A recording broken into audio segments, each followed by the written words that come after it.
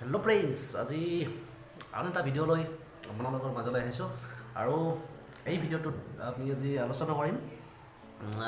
মইতো ভিডিঅ'বিলাকত জানেই শিক্ষামূলক কিছুমান কথা আলোচনা কৰোঁ, শিক্ষামূলক কিছুমান টপিক্সৰ ওপৰত আমি আলোচনা কৰোঁ আৰু আজিও তেনেকুৱা এটা বিষয় লৈছোঁ। বিষয় মানে ইমান চিৰিয়াছ বিষয় নহয়, তথাপিও আৰু আমি আলোচনা কৰিব লাগে বুলি উপলব্ধি কৰিছোঁ মই। যে সেইটো হৈছে APSC পৰীক্ষা।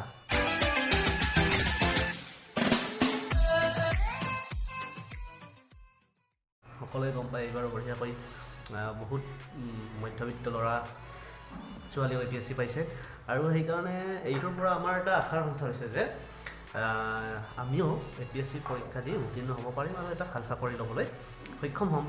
চ' তাৰ কাৰণে আমি কি কৰিব লাগিব? বহুতৰে ভয় থাকে যে APSC পৰীক্ষা বা বহুত ডাঙৰ পৰীক্ষা।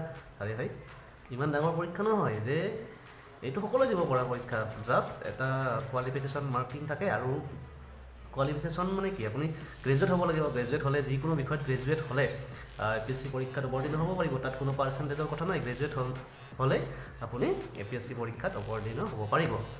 তো এইখিনি কথাৰ ওপৰত বেছ কৰি এই ভিডিঅ'টো প্ৰস্তুত কৰিছোঁ যে APSC দিবলৈ হ'লে আপুনি ফাৰ্ষ্ট গ্ৰেজুৱেট হ'ব লাগিব। ইণ্ডিয়ান চিটিজেনশ্বিপ সেইবিলাকতো পিছৰ কথা।